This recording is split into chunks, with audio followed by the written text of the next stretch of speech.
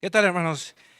Como a mí me dijeron que nada más me tardaba 20 minutos porque ya tienen hambre y no desayunaron, ¿verdad? Por querer llegar aquí temprano, ¿verdad? Pero bueno, eh, quiero empezar la predicación del día de hoy con algo que yo estaba viendo en redes sociales junto con mi hijo. Mi hijo normalmente o últimamente le gusta estar viendo videos.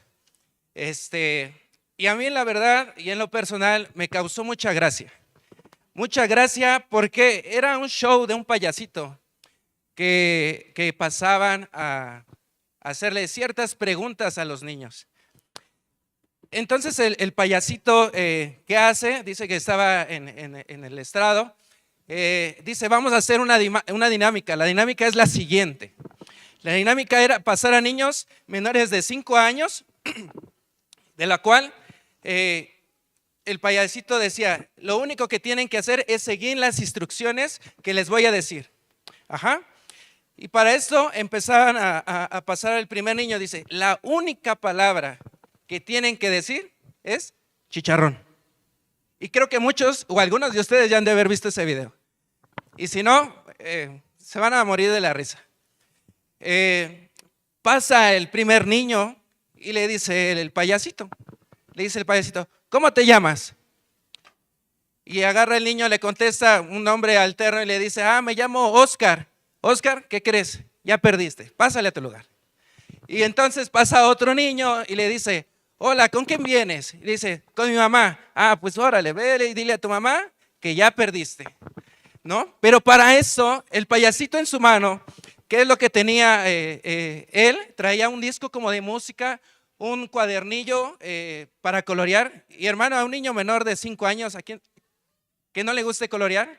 Creo que varios de ellos anhelaban tener ese premio, ¿verdad? Entonces sigue pasando otro niño, pasa y le pregunta y le dice, ¿con quién vienes? ¿No? Y ya empieza a decir, no, pues vengo con mi mamá, vengo con mi papá. Y le dice el niño, ¿qué crees? Ya perdiste, pásale a tu lugar, ¿no?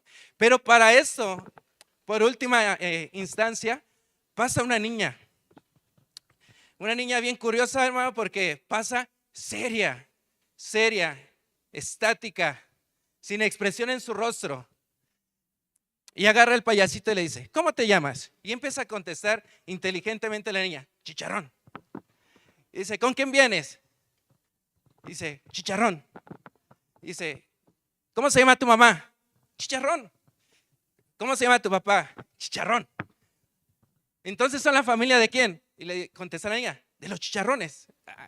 Y le empieza a contestar así, ¿no? Y la niña seguía esas instrucciones. Después agarra el payasito y le dice, y toda la gente le empieza a gritar, ya ganó, fue la única que contestó bien, ya ganó, se lo tiene que llevar. Entonces agarra el payasito, agarra y le da el premio, le dice, toma, ya ganaste. Termina dándole los regalos a la niña. Entonces le dice el payasito otra vez, dice, ahora sí, dime cómo te llamas. Pero ella tenía marcado en su mente lo que tenía que contestar. Y vuelve a contestar ella, chicharrón. Y cualquier pregunta que le volvía a hacer después de eso, contestaba lo mismo, chicharrón, chicharrón, chicharrón. Entonces la niña ya lo tenía, ya sabía a lo que tenía que hacer. Ese era su trabajo de ella, subirse al estrado y contestar todo lo que le preguntaran, chicharrón, ¿verdad? Entonces, es algo que a mí en lo personal me dio mucha gracia, porque la niña traía en mente eso, lo que tenía que hacer y el trabajo que tenía que hacer, ¿verdad? Y fíjese que este video, hermano, para mí, lo vi relacionado en algo que vemos en las Escrituras. Para los que gustan acompañarnos, la predicación de hoy va a estar en Hebreos 12:14. Hebreos 12:14. Leo desde el 12 para que entendamos un poco del contexto. Dice, por lo cual, levantad las manos caídas y las rodillas paralizadas, y haced sendas derechas para vuestros pies, para que lo cojo no se salga del camino, sino que sea sanado. Versículo número 14 dice, seguid la paz con todos, la santidad, sin la cual nadie verá al Señor. Pero antes de entrar un poco más en tema de este versículo, hermano, me gustaría que entendiéramos una cosa en contexto del libro de Hebreos. El libro de Hebreos, como algunos han de saber, no tiene un autor conocido. Se relaciona mucho con el apóstol de Pablo en la forma de cómo escribe, ¿verdad? Se relaciona y piensan algunos historiadores que fue él. Pero también la epístola de los Hebreos, al leerla, se cree que fue dirigida para los primeros cristianos, pero que cristianos ligados al judaísmo, porque a la hora que usted lee las escrituras vienen demasiados ejemplos que los judíos conocían, por ejemplo de Abraham por medio de los sacerdotes, ¿verdad? Y un poco más de ejemplos que pone en el libro de Hebreos, por esas referencias, ¿verdad? Que tenía en el Antiguo Testamento. Pero en la idea general del libro de Hebreos es, yo lo catalogo en que tiene dos objetivos, que es tener a nuestro Señor Jesucristo como superior y sobre cualquier persona y sobre todo, pero también número dos, a que la persona que lo lee lo desafía a permanecer fiel a Jesús, a pesar de las persecuciones que ellos llevaban, que se leen en las escrituras, que también hoy en día nosotros lo vemos y que también nos ayuda a nosotros a alentarnos para tener una mejor fortaleza espiritual para con nosotros, ¿verdad? Eso es en contexto lo que habla el libro de Hebreos. Entonces, le vuelvo a dar lectura al texto que vamos a estar estudiando. Hebreos 12:14 dice: seguid la paz con todos y la santidad, sin la cual nadie verá al Señor. Pero mire, la primera palabra que yo veo ahí, hermanos, es seguir. No sé usted qué contexto tenga de esa palabra, ¿verdad? Pero la mayoría de nosotros a lo mejor la relacionamos en ir detrás de algo, de alguien, tener un ideal a quien ir detrás, ¿verdad? Pero en especial en este versículo, hermanos, lo marca seguir como un verbo de acción. Lo hace con un verbo de instrucción, de seguir, de alentarte a que tú vayas hacia eso, ¿verdad? Pero después dice otra palabra que dice es la paz. ¿Y qué es la paz, hermanos? La paz es querer mantener la armonía, la tranquilidad, ¿verdad? Pero no tan solo conmigo, sino con los demás. Y hermano, para serle muy sincero, cuando tenemos un carácter un poco explosivo, a veces no es tan fácil tener paz y tranquilidad para con todos, ¿verdad? A veces algunos a lo mejor me han de entender que somos un poco impulsivos. Respondemos con mucha practicidad a las cosas, ¿verdad? Entonces ahí es cuando se nos empieza a lo mejor a complicar, a tener paz, no tan solo conmigo, sino para con los demás.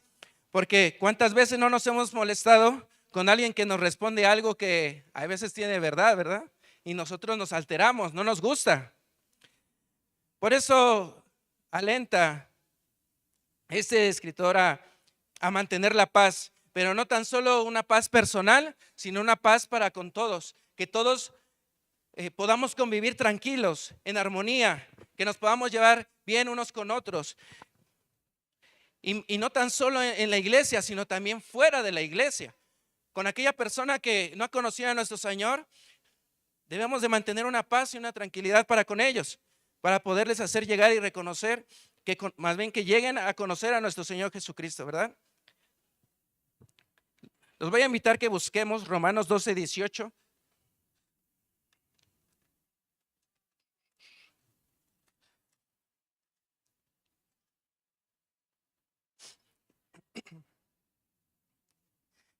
Dice lo siguiente: si es posible en cuanto dependa de nosotros, estad en paz con todos los hombres.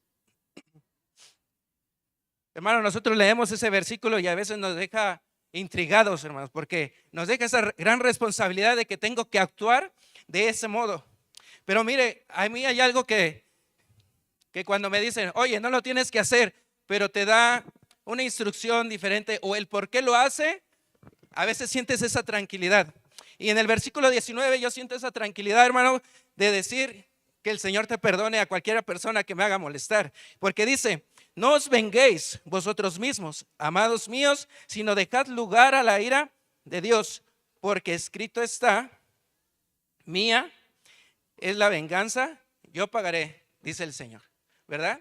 Entonces, yo sé, hermano, que para algunos mantener la paz, para con todos no es sencillo,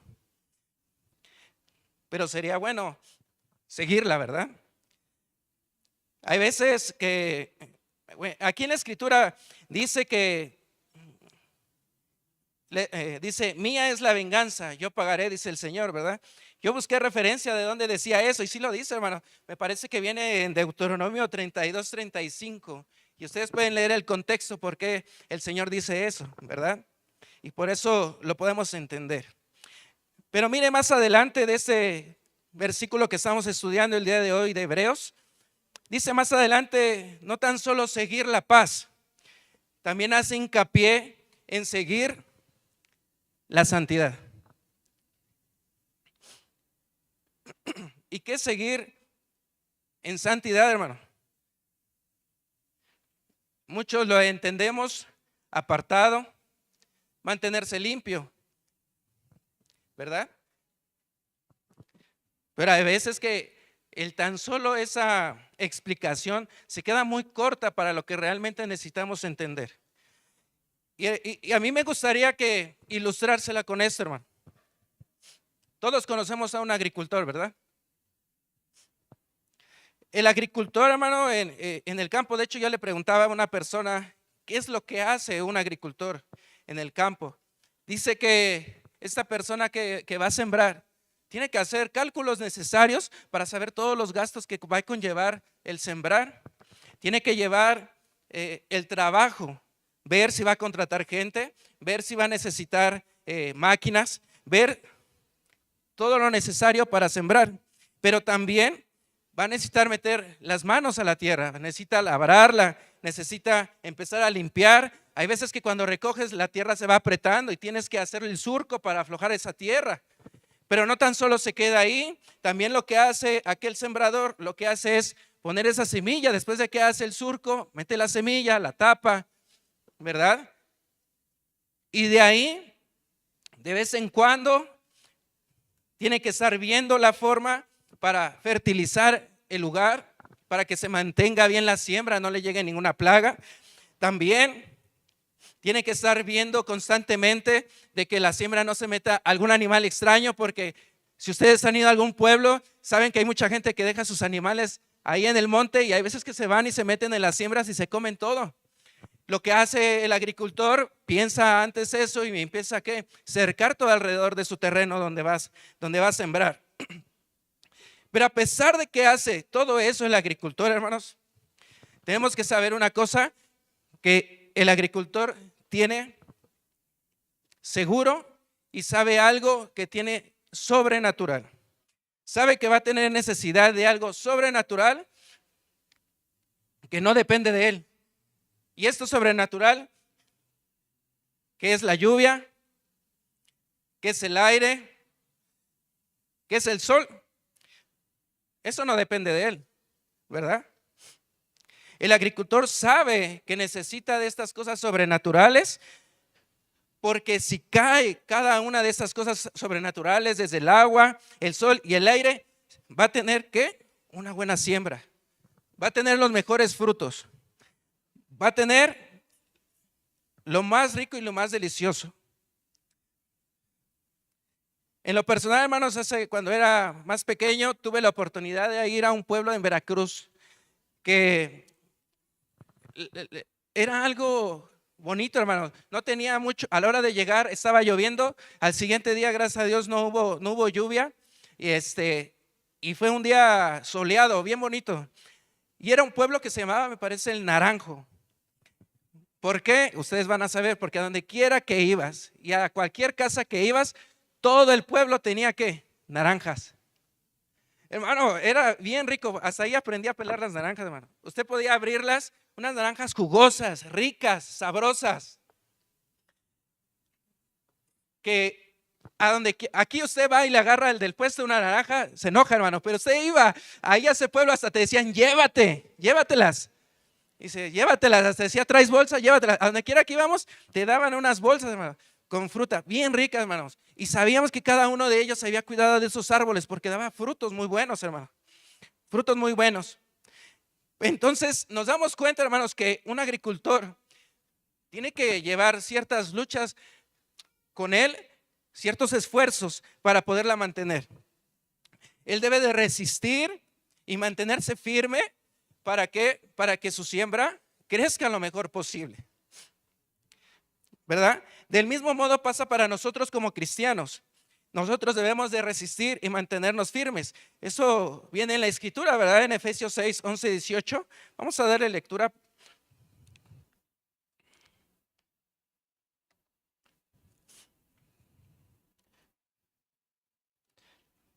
Efesios 6, 11, 18.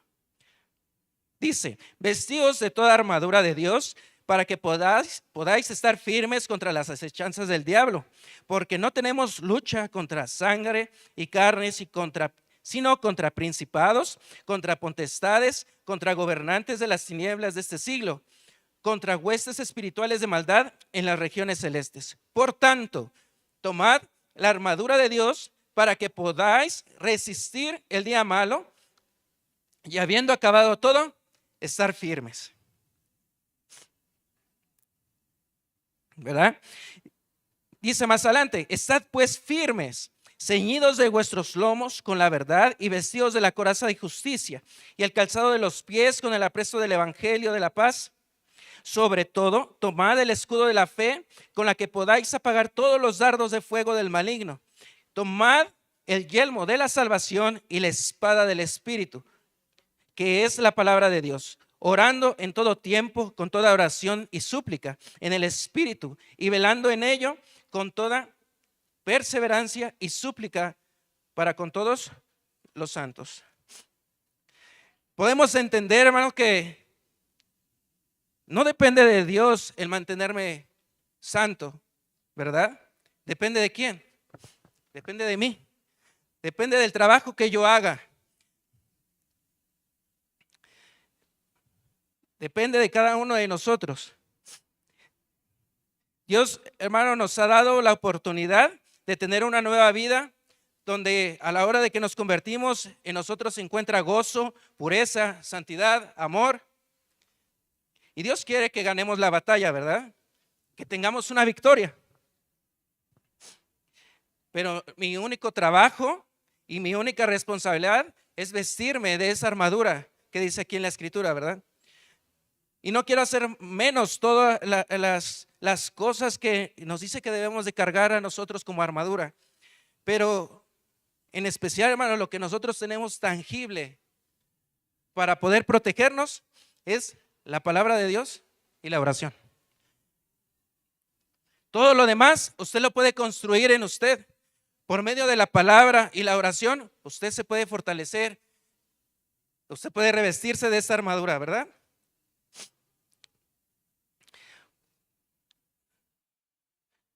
Porque cuando nosotros nos alimentamos de la palabra de Dios, alimentamos el alma.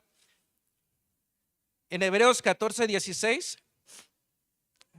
dice lo siguiente.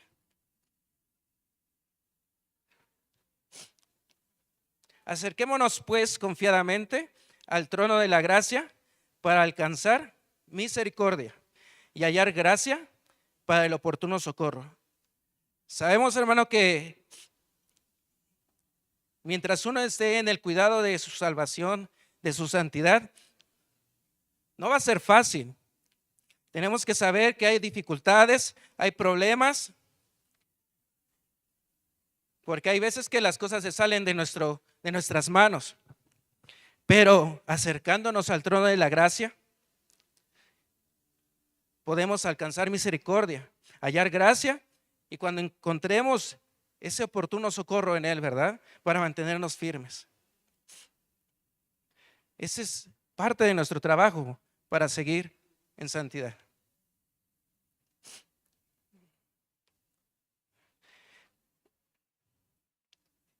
Y fíjese, hermano, en diferentes ocasiones nuestros hermanos han predicado y hemos escuchado que Cristo triunfó en la cruz, que Él fue el que venció el pecado, por ende a nosotros nos da entrada al reino celestial, que nosotros por el medio del bautizo,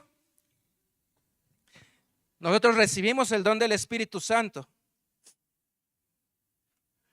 Por ende, nosotros ahí obtenemos esa victoria asegurada, ¿verdad? Porque ahí empezamos y sabemos y reconocemos que tenemos esa victoria asegurada. Fíjese, hermano, en especial, a mí me encanta ver el Super Bowl. Yo sé que a muchos de aquí no les gusta el fútbol americano, pero mire, cuando termina el Super Bowl, pasa el medio tiempo, pasa el partido, pasa todo.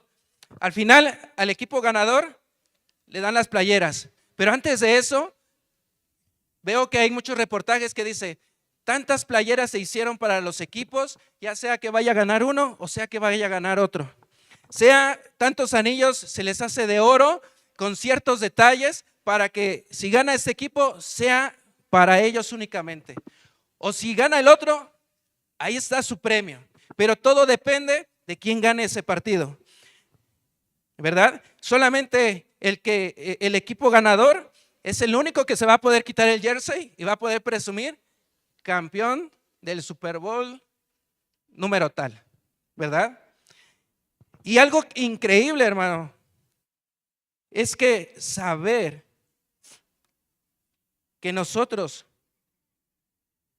ya ganamos, ya tenemos esa victoria asegurada, ya está esa copa ganadora, ya está preparado ese lugar para cada uno de nosotros.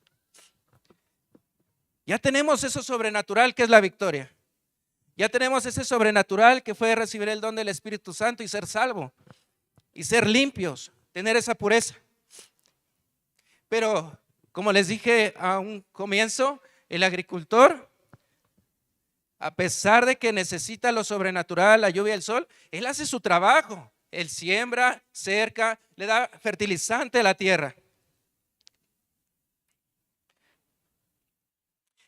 Entonces, podemos entender que la victoria solo es para aquellos que luchan, para aquellos que se esfuerzan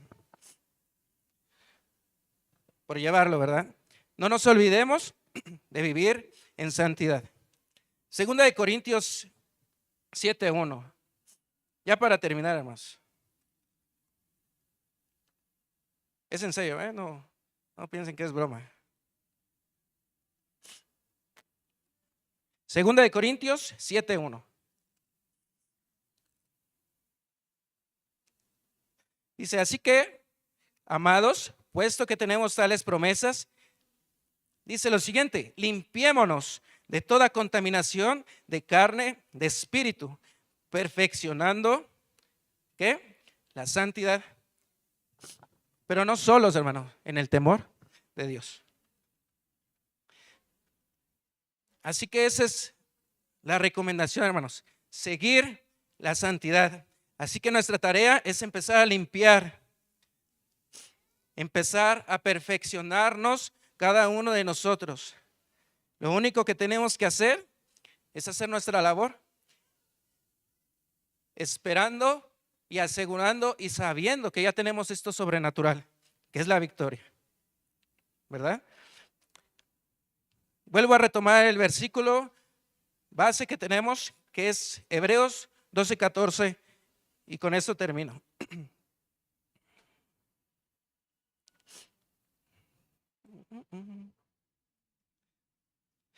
Dice, seguid la paz con todos.